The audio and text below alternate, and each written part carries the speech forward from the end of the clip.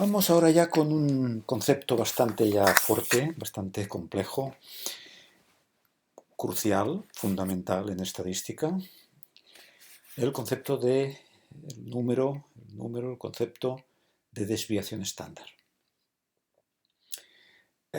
Sobre el cálculo, cómo se procede al cálculo, cómo se realiza el cálculo de una forma más concreta, esto lo podéis ver en la versión amplificada si queréis, donde como ya os dije en la introducción, se va a ir recogiendo la mayor parte de conceptos que además ya sabéis que en la versión ampliada pues hay más conceptos de los que estamos viendo en esta versión simplificada, aunque en esta versión vamos a ver los esenciales.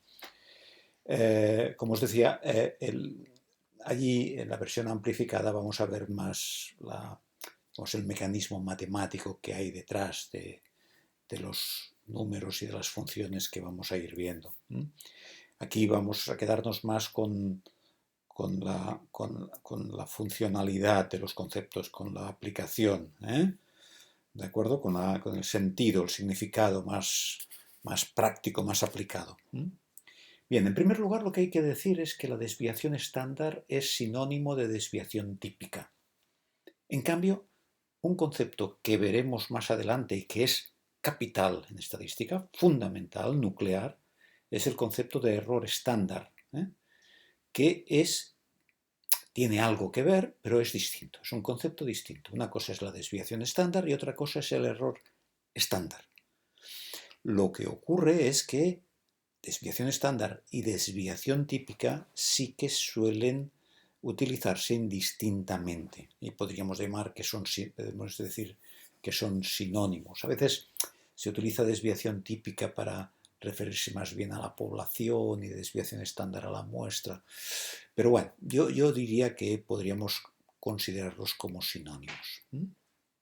Bien, ¿qué es la desviación estándar? La desviación estándar es una medida de la dispersión de una variable. Todos tenemos la intuición clara de que estas variables, estas características, estas medidas que tomamos, pues, la edad de una persona, el ser hombre o mujer, el tener diabetes o no, el número de ingresos que ha tenido el paciente, acordaos de nuestra base de datos, acordaos de nuestra base de datos, pues todas estas variables que estamos, el SF36, la creatinina, si muere o no muere el paciente, todo esto son variables que tienen variabilidad, fijaos el nombre, variable porque varía, tiene variabilidad. Mirad el Charlson, es variable, ¿verdad? No todo el mundo tiene el mismo Charlson, ¿de acuerdo? Ni la edad, ni la creatinina, ni el SF36 pre al tratamiento, ni post el tratamiento. Hay diferencias, hay variabilidad, ¿de acuerdo? Bien, pues la dispersión es una medida del grado de diferencias que hay entre los valores. Este es el concepto de momento que hemos de tener en cuenta de desviación estándar, que es una medida, es una cuantificación de la dispersión. Mirad un momentito. Si yo tengo una muestra con estos 5 valores, 5 pacientes, que uno tiene un valor de una variable, el valor 4, otro 4,5, 5, 5,5, 6, esto tiene, podríamos decir, una dispersión baja, ¿no? Relativamente. Son valores que son todos bastante próximos. En cambio, si yo paso aquí, ¿veis?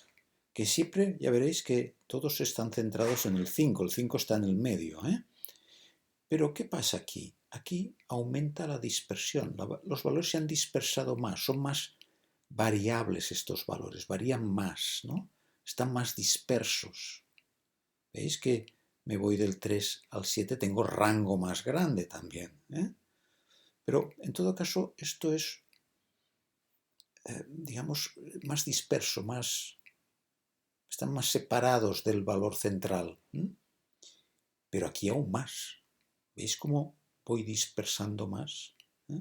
Si esto lo dibujáramos sobre una recta, tendríamos que estos valores están todos muy próximos, estos están un poco más alejados y estos mucho más alejados. Por lo tanto, aquí tendríamos una desviación estándar baja, aquí una desviación estándar más alta y aquí una desviación estándar mucho más alta. Y os pongo una situación que no solemos tener en las muestras reales, ¿no? Que tuviéramos todos los valores iguales. La desviación estándar sería 0. Por lo tanto, ya nos quedamos con una idea importante, que la desviación estándar siempre será un valor no negativo. Es un poco como la distancia, ¿verdad? Que no hay distancias negativas. Tú coges dos ciudades y la distancia siempre será positiva o 0. La distancia desde una ciudad a ella misma, la distancia es 0, no te has de mover nada, estás ya. Pues con la desviación estándar lo mismo. Cuanta más dispersión, más grande el valor. Cuanto más diferentes son los valores, más aumenta la desviación estándar.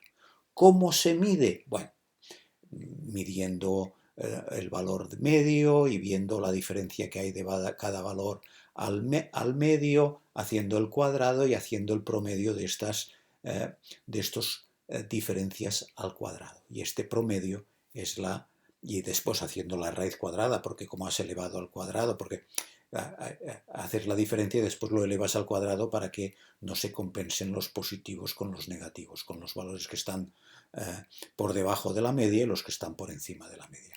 Bien, en todo caso, si tenéis curiosidad en ver cómo es el cálculo con más detalle, lo podréis ver porque todavía no lo he colgado, en la versión no simplificada, donde veremos más los procedimientos de cálculo. Por lo tanto, ya esta es una idea importante que tenéis que tener en cuenta. El símbolo típico de la desviación estándar es una S sub n. Pero es verdad que a veces se utiliza indistintamente también sigma, que es la letra griega. Ya os acordáis que os comenté que a veces se utiliza a nivel poblacional la letra griega como símbolo. Se utiliza a veces la sigma sub n. A veces se utiliza la sigma sub n como símbolo de la desviación estándar. Bueno, en todo caso, y a veces veréis DE, desviación estándar, o en inglés SD, Standard Deviation, ¿de acuerdo? SD, ¿de acuerdo? Y nosotros a veces lo escribimos como DE, desviación estándar en castellano. Bien, en todo caso, ya digo que lo importante es entender el concepto, lo que tenemos entre manos. ¿Qué calcula este número que es la desviación estándar calculada a una muestra? ¿Qué me está midiendo? Y me está midiendo el grado de dispersión. Y ahora volvemos a este esquema que es el continuo que aparecerá siempre, que la desviación estándar muestral es un valor, ya lo vimos, en el caso de la media, ¿no? La media muestral. La desviación estándar muestral será un valor que tendremos conocido, pero variable, porque dependiendo de la muestra tendrá un valor u otro. Pero puedo pensar que hay una desviación estándar poblacional. Si tuviera toda la población, todos los individuos de la población que estoy estudiando, podría calcular un número que me midiera la dispersión que yo tengo, el grado de dispersión que yo tengo en la población. Pero esto es un valor que, aunque sea fijo, que es un valor que será fijo si lo hubiéramos podido calcular o si lo pudiéramos calcular, cosa que normalmente no podremos, como ya he dicho, pero es un valor desconocido. Es un valor fijo pero desconocido, y este es un valor conocido pero variable. Tengo un valor, pero presumiblemente estará cerca del valor poblacional, pero este valor no lo voy a tener. Yo lo dibujo, pero no lo tendré nunca, o casi nunca. Bien, una forma de representar la media y la desviación estándar, ya lo hemos visto en los artículos, es escribir la media y después la desviación estándar. ¿De acuerdo? Pero el gran problema de la desviación estándar es su interpretación. Y aquí viene la parte más sustancial de lo que os tengo que explicar en esta lección. Mirad, por ejemplo, imaginaos que nos dicen que estoy estudiando la variable edad y tengo 60 más menos 10. Media, desviación estándar. Bien. O que tengo 60 más menos 1. O que tengo 60 más menos 80. Esto puede ser. Yo puedo tener una muestra que la media de edad en la muestra de los pacientes de la muestra sea 60 y la desviación estándar calculada de la manera que ya os digo que se va calculando sea 10. Es una medida de dispersión, pues bueno, relativamente alta, pero nada alta comparada con este 80. Aquí me está diciendo que hay más diferencia de edades. Y aquí, en cambio, que todos son muy iguales de edad, ¿no? ¿De acuerdo? Esto me puede pasar, ¿eh? Puede ser que se reúnan ex alumnos ex compañeros de la universidad, ¿no? A celebrar el 40 aniversario o el 45 aniversario o el 35 aniversario de que acabaron la carrera y la edad será muy igual, todos son muy iguales, ¿no? ¿De acuerdo? Porque todos tienen la característica de estudiaron juntos, por lo tanto no debe haber mucha diferencia de edades, la dispersión será baja. Aquí, bueno, a lo mejor estoy trabajando con una enfermedad que es, bueno, pues una enfermedad típica de gente mayor. Entonces tendré edades muy similares. Pero aquí a lo mejor estoy trabajando con edades muy diferentes, ¿eh? Con edades muy diferentes y tendré más dispersión. Y además aquí edades diferentes y además con algo especial, que serán o muy jóvenes o muy ancianos. Por eso tengo tanta dispersión, porque los valores están muy alejados unos de otros, especialmente alejados unos de otros. ¿Ves? Aquí tengo un problema. ¿Cómo interpreto este 10, este 1, este 80? Porque la media sí que, de alguna manera, es como una especie de centro de gravedad. ¿Eh? No es la mediana, porque la mediana es aquel valor que separa dos bloques del mismo tamaño, independientemente de los valores que tengan los más grandes o los más pequeños, ¿eh? Los valores más grandes o los valores más pequeños. En la media juega que tenga uno muy grande, ya os lo dije, hace que la media suba para arriba. ¿Vale? ¿De acuerdo? Y por eso utilizamos la mediana en ciertas circunstancias, porque hay valores que pesan demasiado. ¿De acuerdo? Cambian mucho la media. En cambio no la mediana, como vimos. Entonces, ¿cómo se interpreta? Y aquí entra en juego algo que en el curso amplificado habremos visto mucho, y aquí no tanto, pero os tengo que explicar algo. Hay las variables, estas variables que manejamos, la creatinina, el SF36, la edad, estas variables que hemos manejado, pero que hemos visto también en los artículos, porque hay muchas más variables que estamos viendo en los artículos. Estas variables cuantitativas pueden o no tener forma, su variabilidad puede tener más o menos forma de campana de Gauss.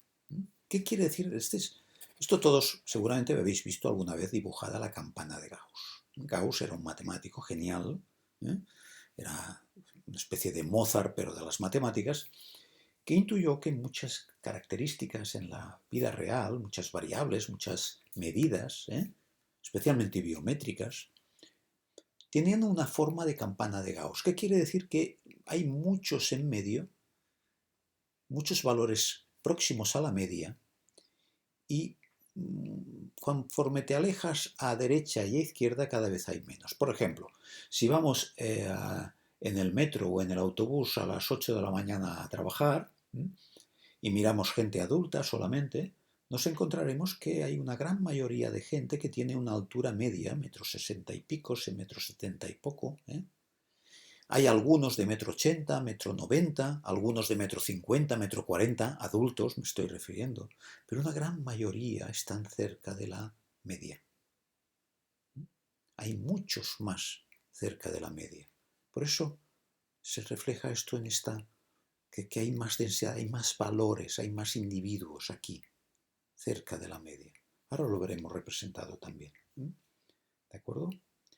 Entonces, en una campana de Gauss, que es una función matemática, es una función de distribución que decimos, una función matemática, si yo tengo la media representada, y lo pongo en sentido poblacional, porque esto es como una especie de maqueta, de modelo, de dibujo teórico, de una población. Es como si tuviera la población entera.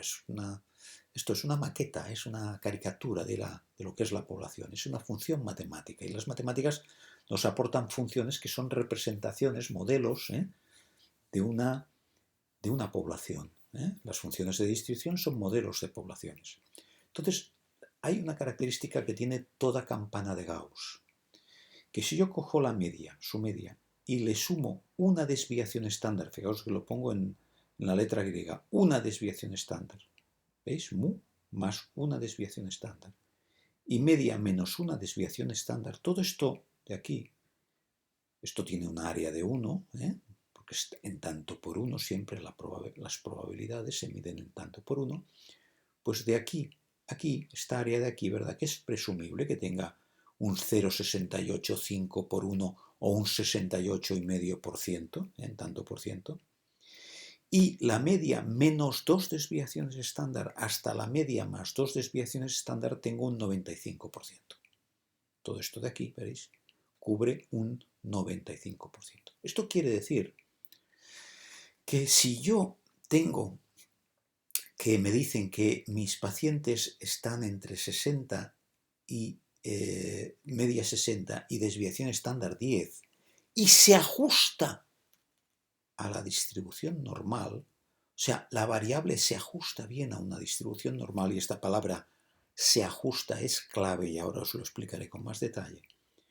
Querrá decir que esto, si yo cojo 60 años y le resto 10, 50 años, y le sumo 10, 70 años, el 68,5% de las personas que tengo en mi muestra de estos pacientes tienen entre 50, he dicho 60 menos 10, 50, 60 más 10, 70. Entre 50 y 70 años tengo el 68,5% aproximadamente. Y entre 60 menos 2 desviaciones estándar, 2 veces 10 es 20. O sea, desde 40 años hasta 80 años, 80 más 2 veces 10 es 80, 60 más 20, 80, entre 40 y 80 años tengo el 95% de personas, de individuos. ¿De acuerdo?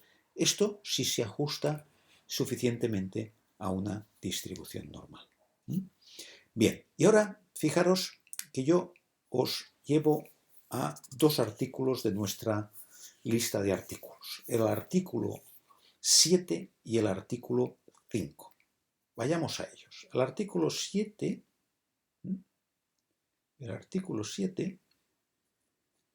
es este de aquí. Acordaos, el artículo 7 tenemos esta primera tabla que es el estudio sobre la relación entre el andar, el movimiento y la depresión. Que ya veremos la relación, etc. Pero de momento que estamos empezando, todo esto va a ser muy largo. Pero de momento estamos describiendo la muestra que tenemos, que son de 30 y pico mil. Pero fijaros una peculiaridad que me gustaría mucho que tuvierais en cuenta. Aquí me habla de la edad, la media, la desviación estándar, ahora ya lo vemos, Standard Deviation, desviación estándar, 16,5. Ahora ya podemos pensar pues, que si tengo 45,2 y se ajusta a una distribución normal, se ajusta suficientemente a una distribución normal, o sea, que la mayoría de personas están en torno a la media, ¿de acuerdo? Y conforme me alejo hacia la derecha y a la izquierda por edades, los mayores y los más jóvenes, se van disolviendo el número de individuos, cada vez tengo menos, hasta llegar a no tener ninguno. Si hay esta simetría también en el alejamiento desde la media de 45,2 años, y entonces me han medido una desviación estándar de 16,5, ya puedo empezar a pensar, bueno, pues 2 veces 16,5 es 33, 45,2 más 33, 45,2 menos 33, tengo entre estos dos valores, 45,2 menos 33 y 45,2 más 33, tengo aproximadamente el 95% de individuos en mi muestra. Esto es lo que yo tengo que concluir si me ponen esta información, porque me están dando la media y la desviación estándar. Y la desviación estándar interpretada siempre, o mejor dicho, únicamente la puedo interpretar suponiendo ajuste suficientemente a la campana de Gauss, porque si no, no tengo posibilidad de interpretarlo. Es un cálculo, obviamente, un cálculo, una medida de dispersión, pero que no tiene un significado, no tiene una posibilidad de darle un sentido concreto, como sí lo tiene si hay ajuste suficiente a la distribución normal. Y ahora lo vais a entender enseguida con esto. Fijaros, esto no me gusta como está calculado, os lo digo ya de entrada, porque no tiene significado. O sea, me dicen que la media de los cigarros por día, en estos 32.579, fijaos que el género seguramente lo tengo ahora no me acuerdo cuánto es el tamaño de muestra, pero el tamaño de muestra total debe ser muy próximo a este, un poco por encima, porque es posible que de alguno no sepa si es hombre o mujer, pero hombre y mujer lo debo tener de la mayor parte de individuos de mi muestra. Aquí tengo un poco menos, 32.579. ¿Quiere decir que solamente fuman estos? No, aquí he cogido fumadores y no fumadores. Y claro, los no fumadores supongo que han registrado, no sé, no tengo la base de datos, ya os he dicho que en los artículos no tenemos la base de datos, pero me imagino que, vaya, pondría la mano en el fuego, que los no fumadores han considerado que fuman 0 cigarrillos al día. ¿Qué quiere decir? Que hay muchos ceros. No sé cuántos no fumaban, pero a lo mejor la mitad no fumaban, o más de la mitad. Por tanto, había muchos ceros. Fijaros que me dice que la media es 3,6 cigarrillos. A ver, yo no soy fumador, pero conozco mucha gente fumadora. Hombre, una media de 3,6 cigarrillos, pocos, poca gente. Seguramente el que es fumador fuma más de 3, 4, 5 cigarrillos al día. Es posible que haya gente que no. Pero esta media es tan pequeña, 3,6, seguramente porque hay muchos ceros. Y hay muchos que fuman 10, 15, 20 cigarrillos, 30, 40 cigarrillos diarios. Estos, digamos, hay muchos ceros que hacen que baje mucho la media. Pero entre los fumadores seguramente una media de 3,6, y ahora lo vais a ver en otro caso, ya veréis en el otro artículo. Y mirad además la desviación estándar, 6,1. Si seguimos este criterio que os acabo de enseñar de coger 3,6, 6,1, si lo tengo aquí, 3,6 más menos 6,1, no tiene sentido, porque 3,6 más 6,1, 3,6 menos 6,1, me voy a una zona negativa. Y si además le resto 2 veces 6,1, que es 12,2, 3,6 menos 12,2 cigarrillos, hombre, pues como que no hay nadie, ¿no?, que fume menos 5 menos 6 cigarrillos diarios. O 0, no hay fumar No hay yo no conozco ninguna persona que fume menos 4 cigarrillos un día. ¿Me entendéis lo que quiero decir? Esto no tiene sentido ponerlo así, porque es que no me sirve para nada. No dudo que han calculado la desviación estándar a su muestra y les ha salido 6,1 y esto es lo que han puesto. Pero si yo fuera el estadístico que ha hecho este estudio, nunca pondría la media y la desviación estándar, sino que pondría la mediana, primer cuartil y tercer cuartil, porque esto no se ajusta a la distribución normal. Por lo tanto, ya fijaros que tenemos un criterio que ahora os voy a formular. Cuando hay normalidad, pongamos media y desviación estándar, porque esto es muy informativo, te está territorializando cómo está distribuida los individuos para aquella variable. Pero si no es así, si no es normal, esto es que no me sirve para nada. Es que la media tampoco me sirve para demasiado. Pero es que la desviación estándar no me sirve para nada. Me está engañando. Es que no puedo utilizar esta idea que es la nuclear para interpretar la desviación estándar. Y en cambio utilizaría, pues esto, la mediana, primer y tercer cuartil. ¿Por qué me está diciendo? Pues que por debajo de 7 hay el 25%, entre 7 y 10 hay otro 25%, de 10 a 15 hay otro 25% y de 15 para arriba hay otro 25%. ¿Qué es lo que me proporciona el artículo 5? Que es el de las mujeres fumadoras embarazadas que están intentando dejar de fumar. Claro, son todas fumadoras. ¿Veis? Aquí no hay ceros, porque las no fumadoras no entrarían. Aquí todas fuman. Por eso quieren dejar de fumar. Por lo tanto, ellas se les ha pedido el número de cigarros que fuman por día. Y han puesto esto. Fijaros que han puesto la mediana, el primer y el tercer cuartil. Porque seguramente, vaya, yo diría seguro, se han dado cuenta de que esto no se ajusta bien a una distribución normal. Fijaros que hay muchas, 25% de fumadoras de poco nivel, menos de 7 cigarrillos de promedio al día.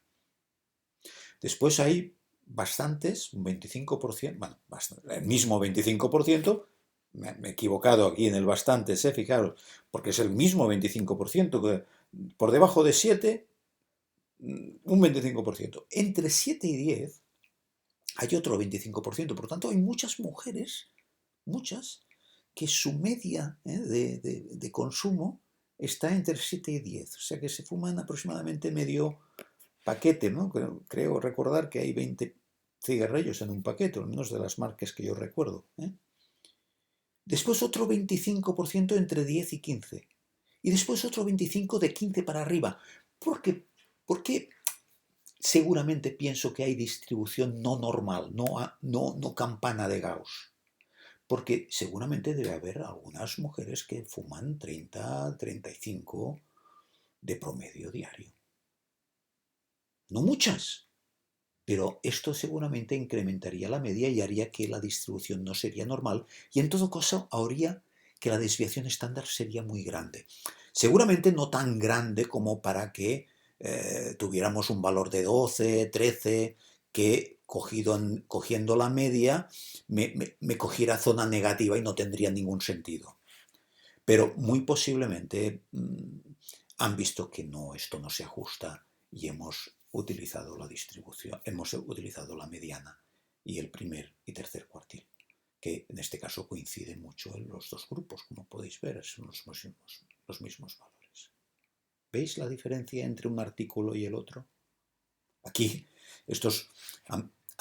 la variable fumar diario, cigarrillos diarios, se la han tomado muy en serio, porque es que el artículo va de esto. En cambio, en el otro artículo, bueno, han cogido esta variable, pues como han cogido otras, y no la han mimado, yo diría, no la han mimado. Pero bueno, es un ejemplo muy bonito para ver esta problemática que hay entre estos, de utilizar un mecanismo, como hemos visto, por otro lado, como ahora repasaremos, hemos visto, sobre todo en el artículo 13, que ahora volveré, hemos visto que hay variables que se utilizaba la media y la desviación estándar y otras que se utilizaba la mediana y el primer y tercer cuartil. Os lo recuerdo, del artículo 13, el último. ¿Os acordáis? Este a mí me parece especialmente importante porque, como podéis ver, hay variables, por ejemplo, el índice de masa corporal, este MRS que ya os explicaré en algún momento lo que es, el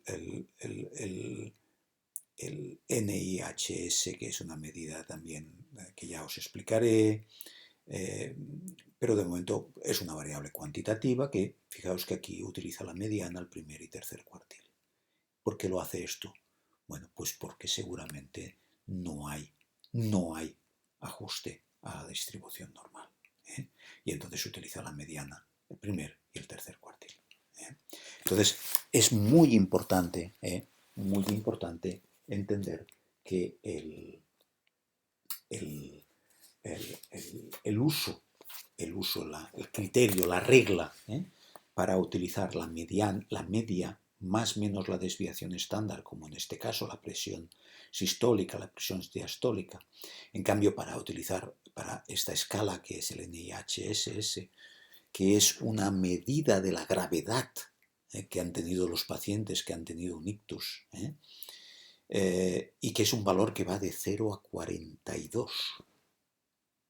Fijaros, aquí lo que me está diciendo es que, fijaros, veis que un 25% tenían un NIS por debajo de 2, otro 25% entre 2 y 4, otro 25% entre 4 y 11, y otro 25% de 11 a 42. Claro, debería haber pacientes con NIS de 20, de 25, de 30. Claro, esto. Y aquí, mirad este de aquí. El tercer cuartil es 25,3. ¿Veis? Hay una distancia muy grande desde la mediana, que es 12,5, hasta 25,3. En cambio, no tan grande desde la primera. Esto ya se ve que no tiene forma de campana de Gauss. Y además, porque os lo estoy diciendo, los valores van de 0 a 42. Claro, aquí hay como mucha asimetría. Ahora hablaremos de esto. Y la campana de Gauss es simétrica, como hemos visto. ¿De acuerdo? Bien, volvamos a esto. Regla de uso descriptivo de una variable cuantitativa. Muy importante, esto fundamental. Si hay distribución normal, si hay suficiente ajuste a la distribución normal, media más menos desviación estándar. Si no hay suficiente ajuste a la distribución normal, mediana, primer y tercer cuartil, o lo que llamamos rango intercuartílico, que ya os expliqué en lecciones anteriores, que utilizamos el nombre de rango intercuartílico y en cambio ponemos primer guión tercer cuartil. Primer cuartil guión tercer cuartil. Y ahora viene algo clave. ¿Cómo comprobar si una variable cuantitativa es suficientemente normal? Bueno, pues hay dos medidas que no voy a entrar con mucho detalle, pero hay dos medidas muy importantes que todos los softwares estadísticos calculan, que es lo que se llama la asimetría o el sesgo, son simétricos, estandarizada, la asimetría estandarizada y la kurtosis estandarizada, para que tengáis una idea. ¿Veis? Estos son valores sobre la recta real de una muestra. ¿Veis que esto es muy simétrico, verdad? Esto es muy simétrico respecto a la media, hay mucha simetría, parece que haya un espejo aquí, que este lado y este lado sean muy simétricos. Hemos visto antes que la campana de Gauss es profundamente simétrica, como podéis ver. ¿De acuerdo? Bien, pues si hay simetría, la asimetría será cero, o muy próxima a cero. ¿De acuerdo? Si empieza a haber asimetría, ¿veis que ahora ya empieza a haber asimetría? El valor absoluto de la asimetría estandarizada irá creciendo. Valor absoluto porque puede ser que la asimetría sea negativa. Dependiendo de si la simetría es hacia la derecha o hacia la izquierda, pero ahora no vamos a entrar en estos detalles. Hacia la derecha o hacia la izquierda, es igual. Asimetría. Valor absoluto, acordaos que valor absoluto quiere decir sin el signo, sin tener en cuenta el signo, la cantidad del valor. O sea, -3 es tiene el mismo valor absoluto que 3. Son el mismo valor.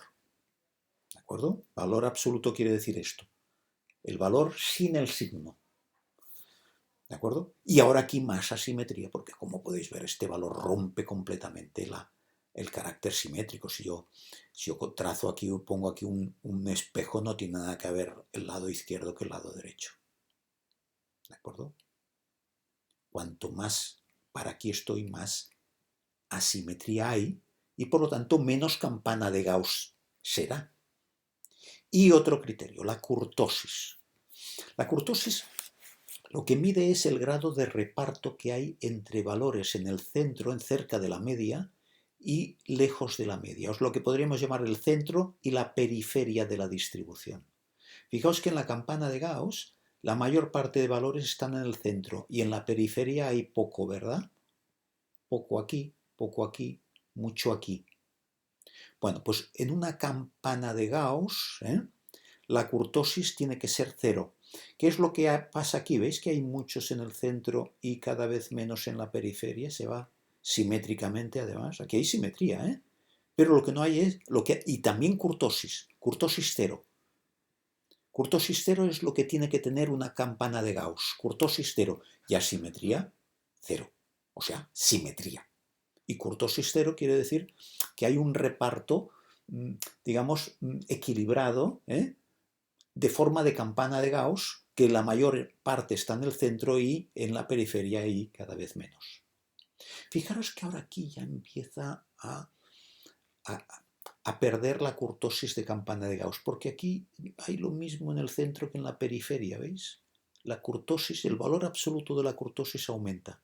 Y aquí fijaros que hay mucho en la periferia y nada en el centro. Kurtosis, valor absoluto de kurtosis se eleva. La kurtosis puede elevarse también porque la mayor parte de valores estén en el centro. Haya muchos en el centro y en la periferia de repente nada.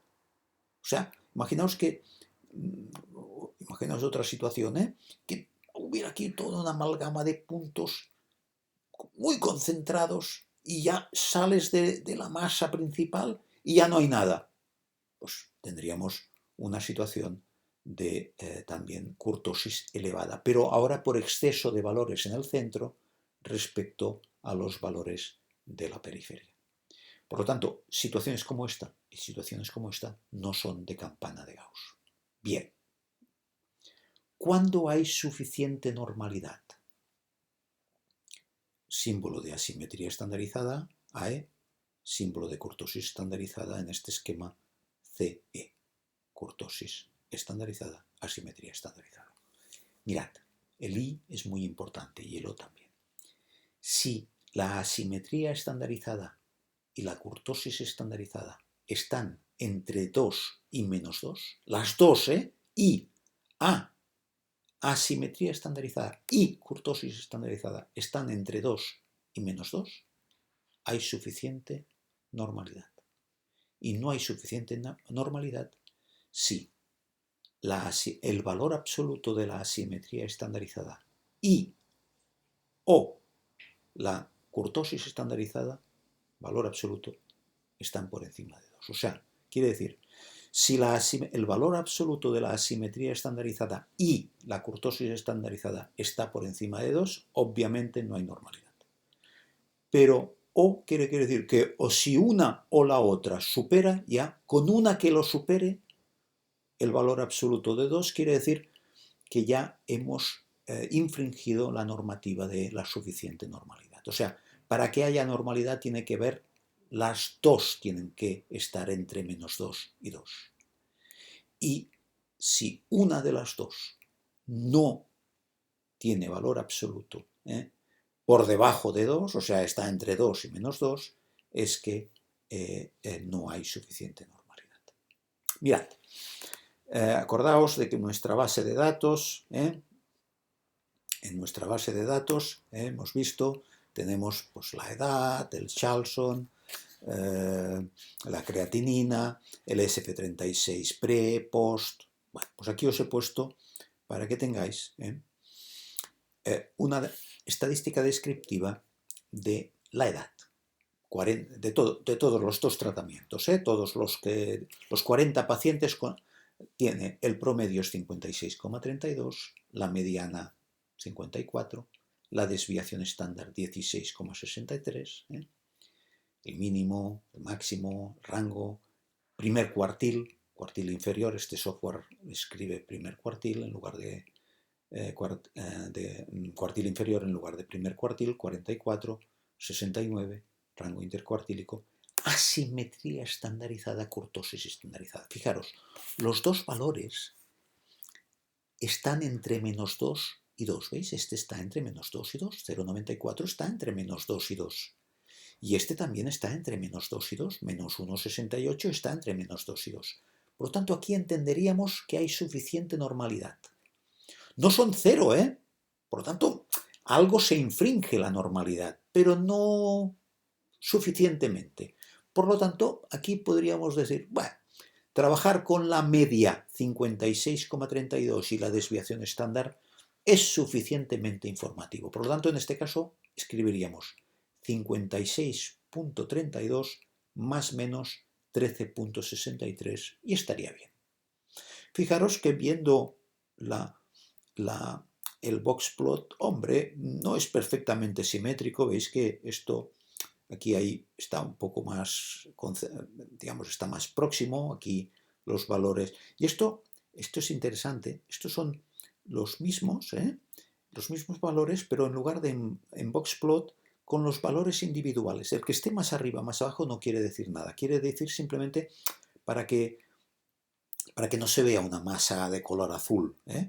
Fijaros que, bueno, la mayor parte de valores están por en medio, pero bueno, no hay claramente mucha normalidad no hay, pero bueno, se puede aceptar, se puede aceptar.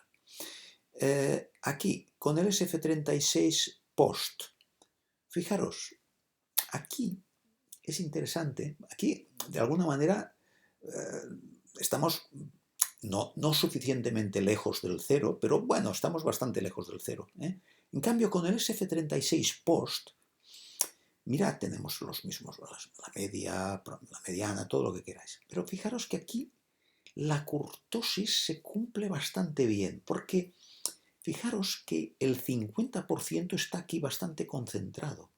Y si veis, aquí hay como más valores en el centro de lo que pasaba aquí. Aquí estaban como más uniformizados, ¿no? Por esto la kurtosis estaba en menos 1,68, estábamos cerca del menos 2, estamos cerca de infringir.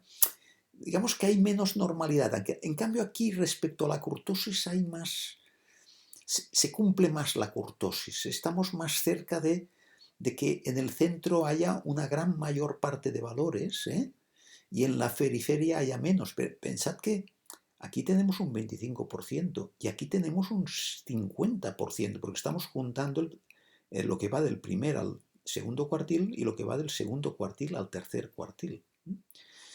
Y en cambio, del tercer cuartil al máximo tenemos el 25%. Por lo tanto, ya me refleja que aquí hay pocos, y aquí están la mayoría. ¿De acuerdo? En cambio, donde padece un poco más, fijaros, es en la asimetría, ¿veis? Estamos más lejos del cero, porque capta que, bueno, que ahí veis que aquí está un poco más concentrado, esto lo capta, y aquí un poco más respecto a esto, aquí capta que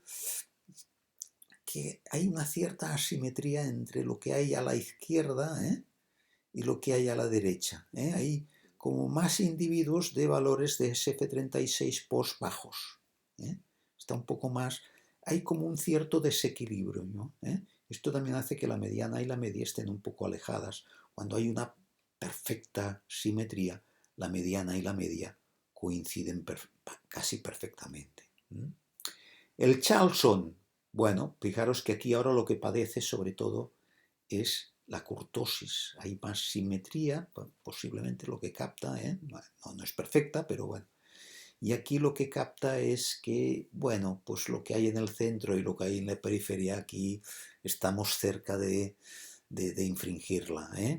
Pero bueno, dentro de lo que cabe, estamos dentro de lo que sería relativamente aceptable utilizar la media, el promedio, más menos la desviación estándar.